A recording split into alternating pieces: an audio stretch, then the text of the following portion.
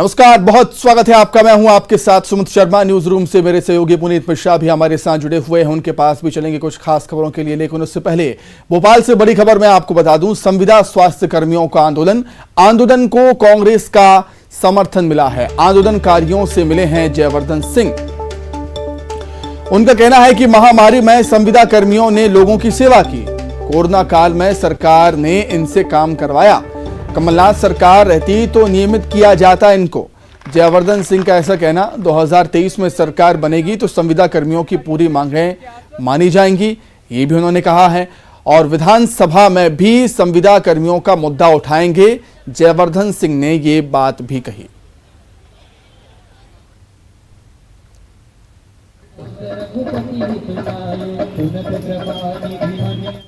जो संविदा स्वास्थ्य कर्मचारी हैं, ये वो वर्ग है जिन्होंने कोविड काल में स्वयं की ज़िंदगी को जोखिम में डाल के जो पीड़ित लोग थे उनकी सेवा की थी निस्वार्थ भाव से।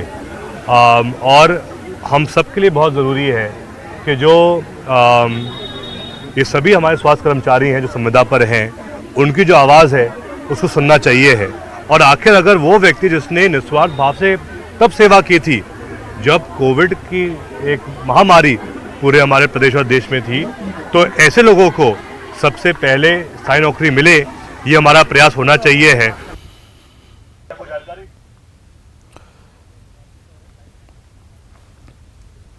चलिए, अधिक जानकारी के लिए सीधे राजधानी भोपाल का रुख कर लेते हैं। वासु चौरे हमारे साथ लाइव जुड़ गए हैं। वासु, किसी भी वर्ग का आंदोलन हो और विपक्ष का समर्थन हो, ये कोई नई बात नहीं है, लेकिन जयवर्धन सिंह ने यह बड़ी बात कही है कि कांग्रेस की सरकार होगी तो सभी मांगें उनकी मानी जाएंगी।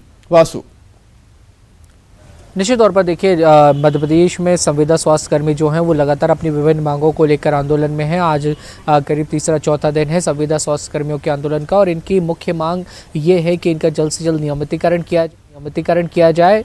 और इसके साथ ही जो आउटसोर्स के कर्मचारी थे और जो ऐसे कर्मचारी हैं जिनको निलंबित किया गया है, जिनकी सेवाएं समाप्त की गई हैं, उनकी सेवा पुनः बहाली हो। और इसको लेकर लगातार संविदा स्वास्थ्य कर्मी हड़ताल पर डटे हुए हैं। आज कांग्रेस ने भी संविदा स्वास्थ्य कर्मियों के इस पूरे आंदोलन को, हड़ताल को अपना समर्थन दे दिया है। पूर्व मंत्री जयवर्धन सिंह संविदा स्वास्थ्य कर्मियों से मिलने पहुंचे थे और जहां पर उन्होंने ये बड़ी घोषणा की है कि कांग्रेस की सरकार अगर 2023 में बनती है तो सभी संविदा स्वास्थ्य कर्मी जो हैं उनकी मांगों को पूरा किया जाएगा। और जाहिर तौर पर संविदा स्वास्थ्य कर्मियों की और अन्य जो संविदा, चाहे वो शिक्षक हों, अतिथि शिक्षक हों, अतिथि विद्वान हो या फिर अन्य विभागों में संविदा के तौर पर जो कि परमानेंट नहीं माने जाते हैं, संविदा के तौर पर कॉन्ट्रैक्ट बेसिस पे सरकार के साथ जुड़कर काम करते हैं, उनको परमानेंट करने की मांग जो है वो लंबे समय से रही है। तो ये कहीं ना कहीं एक बड़ी घोषणा है। और इसके साथ ही जयवर्धन सिंह ने ये भी कहा कि कांग्रेस की जब सरकार थी, कमलनाथ मुख्यमंत्री थे, तो संविदा कर्मियों को परमानेंट करने का, उनको नियमित करने का काम जो है वो शुरू हो चुका था, लेकिन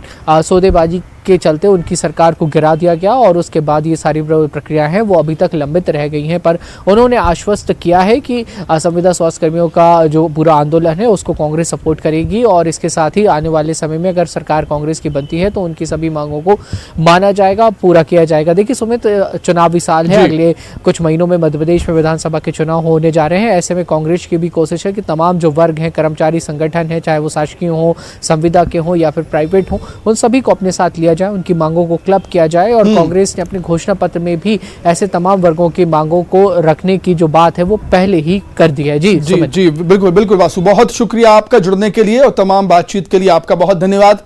आगे बढ़ेंगे। कटनी में मिशन 2023 को लेकर बीजेपी का महामंथन हो रहा है। पदाधिकारियों की एक दिवसीय बैठक है। पार्टी कार्यक्रमों की समीक्षा बैठक हो रही है। मिशन 2023 को लेकर तैयार होगी रणनीति। इस महामंथन में दिल्ली में आयोजित राष्ट्रीय पदाधिकारियों की बैठक के बाद प्रदेश पदाधिकारियों, मोर्चे के संयोजक और जिला अध्यक्षों के साथ मंथन हो रहा है। वीडी शर्मा की अध्यक्षता में ये बैठक हो रही है। प्रदेश प्रभारी मुरलीधर राव, सीएम भी इस बैठक में शामिल हुए। बहुत नियमित बैठकें हैं पदाधिकारियों के, प्रदेश की जो पूरी कोर टीम होती है उसकी। निश्चित रूप से इनमें राजनीतिक दल हैं तो रणनीति तो बनती ही है और वो जरूर बनेगी इस बैठक में। आज के मंथन से सत्ता की चाबी तय हो 2023 का, इसको लेकर के एक रोड मैप तैयार हो सकता है, ये कह सकते हैं? नहीं, इस तरह की बैठकों में ये फैसले नहीं होते हैं। नहीं, निश्चित रूप से बैठक बहुत महत्वपूर्ण है और अब 2023 की तैयारियां हैं और इस पर आज मंथन है। सभी वरिष्ठ नेता आज यहाँ पर हैं और प्रदेश की महत्वपूर्ण बैठक है। अब पूरी तरह से इलेक्शन मोड में है पार्टी और इलेक्शन की दृष्टि से जो जो चीजें आवश्यक है उन सब चीजों पर, तैयारियों पर चर्चा होगी। मिशन 2023 तो सामने है, इसमें दो मत की कोई राय नहीं है और भारतीय जनता पार्टी निरंतर पढ़ने वाली विद्यार्थी पार्टी है। ये मतलब जो फील्ड पर काम करने वाली पार्टी है और लगातार ये काम करती रहती है।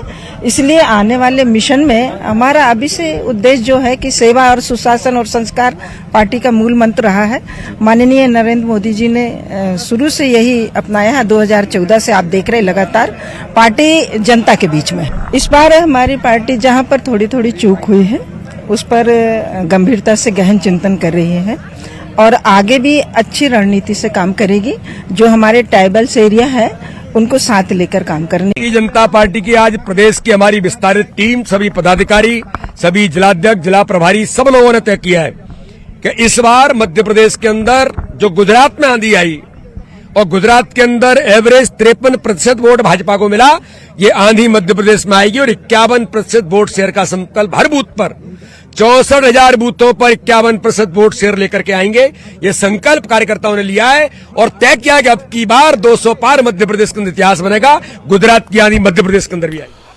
तो सीधे कटनी चलते हैं, वहां पर प्रतीक अवस्थी मौजूद है हमारे सहयोगी। प्रतीक, चुनाव आने वाले हैं और बीजेपी चाहती है सत्ता संगठन में जो समन्वय है वो बना रहे, आगे की रणनीति भी बना रही है बीजेपी आने वाले चुनाव के लिए। प्रतीक, आज देखिए बिल्कुल कहीं ना कहीं आज जो एक क्रक्स था पूरी हम बैठक का अगर कहें जो सुबह से लगातार विस्तारित प्रदेश कार्य समिति की जो बैठक चल रही पदाधिकारियों की, उसमें यही था कि गुजरात मॉडल के तर्ज पर मध्य प्रदेश में भी अगला 2023 का जो चुनाव है वो लड़ा जाएगा। क्योंकि जो एवरेज वोट शेयर था वो 53% था प्रत्येक बूथ में और मध्य प्रदेश में तमाम कार्यकर्ताओं को ये संकल्प दिलाया गया कि 51% जो वोट का प्रतिशत है वो प्रत्येक बूथ में पार्टी के लिए लाना है और कहीं ना कहीं ऐतिहासिक जीत मध्य प्रदेश में भी दर्ज करनी है। इसका संकल्प जो है आज की इस बैठक में कार्यकर्ताओं को दिलाया गया है और उसके साथ ही साथ ये भी कहीं ना कहीं तय हो गया है कि अब की बार 200 पार ये जो नारा है वो एक बार फिर दोहराया जाएगा 2023 में। और आज चूंकि सिलसिलेवार हमने सुबह से तमाम पदाधिकारियों को सुना, तमाम पदाधिकारी रूबरू भी हमसे हुए, चाहे वो एसटी की सीटें हों, एससी की सीटें हों या फिर वो तमाम अंचल हों जहां पे पार्टी कमजोर 2018 में रही है, उन तमाम मसलों पर तो फोकस रहेगा ही पार्टी का। जो भी कमियां रही उन्हें दूर करते हुए गुजरात मॉडल की तर्ज पर अब अगला चुनाव जो है लड़ा जाना है। गुजरात में जो जो इंप्लीमेंटेशन हुए हैं संभवतः वही इंप्लीमेंटेशन मध्य प्रदेश में भी किए जा सकते हैं। जैसे कि वीडी शर्मा जो कि प्रदेश अध्यक्ष है वीडी भाजपा के, उनके द्वारा कहा जा रहा था कि गुजरात का जो मॉडल है वो उसकी तस्वीर कहीं ना कहीं 2023 में मध्य प्रदेश को देखने को मिल सकती है। क्योंकि संकल्प दिलाया गया है कि 51% वोट प्रतिशत बीजेपी के लिए कहीं ना कहीं लाना है और ये संकल्प कार्यकर्ताओं को और पदाधिकारियों को दिलाया गया है। तो ये अप्रोच गुजरात की मध्य प्रदेश में भी देखने को मिलेगी और 2023 अब नजदीक ही है, दिसंबर माह चल रहा है और आगामी जो विस्तारित अभियान है जो बीजेपी चलाने वाली है 18 तारीख से जो एक और अभियान की शुरुआत जो है कार्यकर्ताओं के बीच प्रशिक्षण वर्ग का करने जा रही है, उसके लिहाज से आगे क्या रणनीति रहेगी पार्टी की वो सभी फिलहाल यहां पर तय की गई है। जी पुनीत। ठीक है प्रतीक, बहुत शुक्रिया आपका जुड़ने के लिए और तमाम बातचीत के लिए आपका बहुत धन्यवाद। चलिए आगे बढ़ते हैं, बात करेंगे सीएम शिवराज की। सीएम शिवराज ने मीडिया से बातचीत करते हुए राहुल गांधी पर निशाना साधा है। चीन के जरिए जमीन हथियाने के राहुल गांधी के बयान पर बोले हैं सीएम। उनका कहना है कि राहुल भूल गए कि ये बदला हुआ भारत है। उनका यह भी कहना है कि सेना का अपमान नहीं सहा जाएगा और सीएम शिवराज ने यह भी कहा कि राजीव गांधी के समय पिद्दी पिद्दी भारत देश को धमकाते थे। 1962 की जंग याद करने राहुल गांधी, सीएम शिवराज का यह कहना। मैं राहुल गांधी से पहले पूछना चाहता हूं, 1962 भी याद कर लो राहुल गांधी, तब देश की हालत क्या थी? चीन ने कितने भूभाग पर कब्जा किया था? जब राजीव जी प्रधानमंत्री थे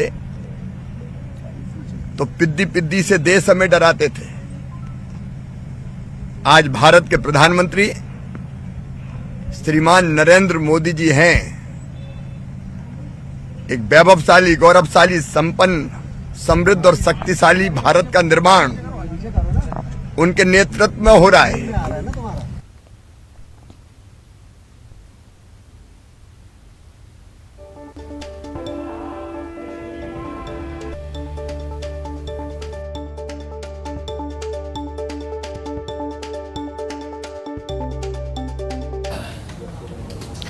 और चलिए बढ़ते हैं आगे और बात फिल्म एक बार फिर से फिल्म पठान की कर लेते हैं। शाहरुख खान और दीपिका पादुकोण अभिनीत फिल्म पठान को लेकर लगातार प्रतिक्रियाएं सामने आ रही हैं और कई सारी प्रतिक्रियाएं तो हम आपको बता ही रहे हैं, लेकिन इस मामले में विधानसभा अध्यक्ष गिरीश गौतम जो हैं उनकी प्रतिक्रिया भी आ गई और उन्होंने कहा कि शाहरुख खान ने जो फिल्म बनाई है क्या वो अपनी बिटिया के साथ बैठकर इस फिल्म को देख सकते हैं। अगर देख सकते हैं तो मान लेंगे कि फिल्म समाज के लिए ठीक है। हम सभी समाज के हिस्सा हैं, कोई पशु नहीं, सभी की भावनाओं का सम्मान करना होगा। पीला वस्त्र जो है हमारे राष्ट्र का गौरव का चिन्ह है। वो हमारे धर्म के जहां देखें आप पीला लगाया जाता है, पीले कपड़े के साथ किया, मतलब उसको धर्म से जुड़ा, हिंदू धर्म से जुड़ा हुआ देख सकते हैं आप। तो पीला वस्त्र ही बेशरम है, इस शब्द का मतलब क्या हो गया? तो हरा को कह देते ना, हरा को कह देते, सफेद को कह देते, तो सफेद को कुछ नहीं कहा, हरे को कुछ नहीं कहा, तो हरे का सम्मान हो, पीले का अपमान हो, तो ये तो भाई ठीक नहीं है। अपने 20 साल की बेटी के साथ उसी सिनेमा को देख लेना, बैठ करके एक साथ दोनों देख लो। यदि दोनों बैठ के एक साथ देख सके तो हम मान लें कि समाज के लिए ठीक है, तो अपने बेटी के साथ नहीं देखोगे ना बैठकर। पठान फिल्म को लेकर बीजेपी के नेता तो प्रतिक्रिया दे ही रहे हैं, कांग्रेस के नेता भी प्रतिक्रिया दे रहे हैं। नेता प्रतिपक्ष डॉक्टर गोविंद सिंह का आरोप है सेंसर बोर्ड रिश्वत लेकर सर्टिफिकेट देता है फिल्म को, उनका ऐसा कहना। उन्होंने आगे ये कहा है कि सेंसर बोर्ड ने भ्रष्टाचार करके फिल्म को अनुमति दी है। सेंसर बोर्ड ने कैसे दी फिल्म को अनुमति, ये बात कही गोविंद सिंह ने। और आगे ये कहते हैं वो कि नोटों का चश्मा लगाकर सेंसर बोर्ड सर्टिफिकेट देता है फिल्म को। प्रदीप मिश्रा ने कहा है कि हर घर से आरएसएस और बजरंग दल में एक लड़का होना चाहिए जिससे देश बचेगा। जहाँ तक सवाल है, किसी भी धार्मिक व्यक्ति को राजनीति में नहीं आना चाहिए। हमें लगता है इस प्रकार की टिप्पणियां करके भारतीय जनता पार्टी के नेताओं को खुश करने के लिए की जा रही हैं, ताकि आगे तमाम जैसे संत महात्मा ने भारतीय जनता पार्टी का चोला ओढ़कर सत्ता में बैठे हुए तमाम साध्वी हैं, सांसद हैं भोपाल से, कई केंद्रीय मंत्री हैं, सत्ता की लालच में इस प्रकार की टिप्पणी धार्मिक व्यक्ति करके सत्ता में पहुंचने का प्रयास करते हैं। तो फिल्म पठान को लेकर क्या कुछ कहा है नेता प्रतिपक्ष ने, ये भी हम आपको बताएंगे। हालांकि अभी वो टिप्पणी कर रहे थे या अभी जो उनका बयान था वो था पंडित प्रदीप मिश्रा को लेकर। पंडित प्रदीप मिश्रा ने दरअसल व्यासपीठ से बैठकर ये कह दिया कि हर एक परिवार से एक व्यक्ति को या तो बजरंग दल में होना चाहिए या संघ में होना चाहिए। इसके अलावा फिल्म पठान को लेकर भी उन्होंने बयान दिया है, कहा कि भगवा वस्त्र ही क्यों पहनाए गए। आरएसएस और बजरंग दल का नाम इसलिए लिया गया, इन दोनों को कभी चुनाव लड़ते देखा है आपने? आरएसएस को कभी चुनाव लड़ते देखा है? बजरंग दल को कभी चुनाव लड़ते देखा है? ये किस पार्टी के हैं किसको मालूम है? कभी इनका बंदा कोई खड़ा हुआ हो कि मैं बजरंग दल का हूं और आपको मेरे को बजरंग दल को आपको वोट देना? कभी ये कहा हो कि बजरंग दल को वोट देना? कभी कहा हो कि आरएसएस को वोट देना हो तो जरूर मेरे पास लेकर आना, क्योंकि जब जब सनातन धर्म पर आंच आती है, कहीं बाढ़ आती है, उस समय पर ये नहीं देखा जाता कि ये कौन सी पार्टी का है, उस समय पर देखा जाता है ये हिंदू है, सनातनी है या संसार में जन्म लेने वाला मनुष्य है। पंडित प्रदीप मिश्रा या मैं खुद कोई पार्टी का नहीं, मैं केवल भोलेनाथ जी का भक्त हूं। आप उस फिल्म को बना रहे हो इस भारत की भूमि को दिखाने के लिए, तो मेरे भारत भूमि की बेटियां ऐसा परिधान नहीं पहनती हैं जो परिधान तुम दिखाने का प्रयास कर रहे हो, या मेरे भारत की भूमि पर रहने वाली बेटियां इस तरह का वस्त्र धारण नहीं करती हैं। ये हम दिखाकर उनके परिधान को बदलना चाहते हैं। हम उनको उस भगवा रंग को दिखाकर ये दिखाना चाहते हैं कि आप इससे दूर रहें या इससे बचने का प्रयास करें। तो ऐसी फिल्मों को तो वास्तवता है कि देखना ही नहीं चाहिए। उसने शब्द भी कहा कि ये और भूपेंद्र गुप्ता कांग्रेस की तरफ से इस वक्त हमारे साथ फोन लाइन पर जुड़े हुए हैं, उनसे बात करते हैं। भूपेंद्र जी, स्वागत है आपका। पंडित प्रदीप मिश्रा ने दो बातें कही हैं। एक बात तो उन्होंने भगवा रंग को लेकर कहा, फिल्म पठान को लेकर उन्होंने बयान दिया है, और एक बार फिर से कहा है कि भगवा रंग ही क्यों, भगवा रंग से दूरी बना के रखें तो ही बेहतर होगा। क्या कहेंगे?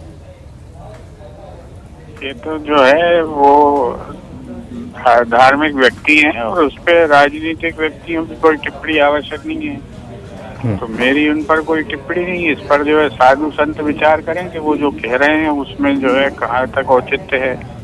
दूसरी चीज ये है कि अगर ये धर्म रंगों से चलना शुरू हो गया है और तो उसको जो है उसका ड्रेस कोड जारी करना चाहिए सरकार को। प्रदीप मिश्रा जी को जो है सरकार से मांग करनी चाहिए कि सरकार ड्रेस कोड जारी करे कि कौन इसको पहन सकता है, कौन नहीं पहन सकता है, किस अवस्था में पहन सकता है, किस में नहीं पहन सकता, व्याभिचारी बलात्कारी इसको पहन सकते हैं कि नहीं पहन सकते हैं। और जो है इस पर ड्रेस कोड जारी करना चाहिए सरकार को। और उस पर जो है सारे धर्म सत्ता के लोग सहमत होकर ये बिल पास कराएं मोदी जी से। अभी तो 2-2 इंजन की सरकार है। ठीक और जो है आप तंज कस रहे हैं, बिल्कुल सीधी बात है। एक चीज और भूपेंद्र जी, हाँ, किस धर्म का है ये तय हो जाए, सरकार तय कर दे इसको। ठीक ठीक ठीक ठीक भूपेंद्र जी, एक चीज और, एक बहुत बड़ा बयान व्यासपीठ पर बैठकर पंडित प्रदीप मिश्रा दे रहे हैं कि बजरंग दल या संघ से परिवार का एक न एक सदस्य जुड़ा होना चाहिए। ये आपने सुना होगा। और उसके बाद उस बयान पर जब उनसे बात की गई तो पत्रकारों से बात करते हुए उन्होंने कहा कि ये दोनों दल, चाहे संघ हो या बजरंग दल हो, ये कोई राजनीतिक पार्टी तो है नहीं।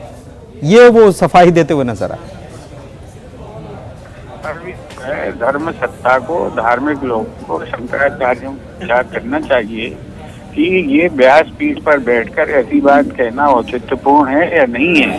क्या धर्म सीधे सीधे राजनीति में उतरेगा या राजनीतिक लोग धर्म के माध्यम से लोगों को जो है राजनीति करने के लिए फुसलाएंगे?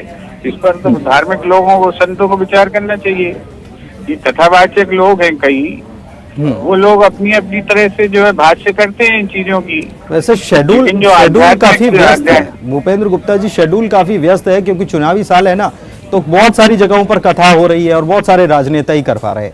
ये बात सही है। हमारे साथ रामेश्वर शर्मा जी भी जुड़े हुए हैं, उनसे बात करते हैं। रामेश्वर शर्मा साहब, दो बातें हैं, एक तो पठान फिल्म को लेकर विवाद हो रहा है और दूसरी तरफ पंडित प्रदीप मिश्रा ये कह रहे हैं कि हर परिवार से संघ या बजरंग दल से एक व्यक्ति जुड़ा हुआ होना चाहिए। क्या ये व्यासपीठ से, चूंकि आप जानते हैं धर्म को भी आप समझते हैं, व्यासपीठ से बैठकर ऐसी बातें करना चाहिए क्या? नहीं, व्यासपीठ से अगर कोई न्याय उचित बात कहना कोई अपराध नहीं।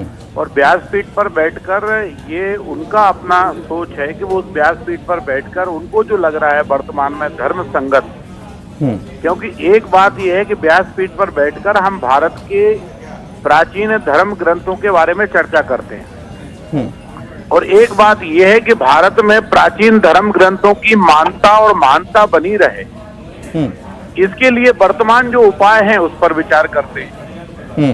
तो व्यासपीठ इस बात के लिए हम लोगों को सचेत आगाह करती रहती है, समझाइश देती रहती है, कभी कभी हमारे कान भी खींचती है व्यासपीठ। और अगर व्यासपीठ पर बैठकर उनने कहा कि भाई राष्ट्र की चेतना को जगाने के लिए राष्ट्रीय स्वयंसेवक संघ के परिवार में एक सदस्य होना जरूरी है या धार्मिक रक्षा के लिए बजरंग दल का एक सदस्य होना जरूरी है, तो मुझे नहीं लगता कि उसमें आप उसका राजनीतिक कोई बोल देखो क्या है। कई लोग जब मोदी जी अच्छे काम मैं वही कह रहा हूँ रामेश्वर शर्मा जी, मैं वही कह रहा हूँ कि ये चुनावी साल में उनका शेड्यूल काफी बिजी है, बहुत सारी कथाएं उनको करनी है और सब राजनेताओं ने बुक कर रखा है। बहुत शुक्रिया फिलहाल आप दोनों का हमारे साथ चर्चा में शामिल होने के लिए और प्रतिक्रिया देने के लिए। आइए अब एक नजर 25 सेकंड में खबरों पर।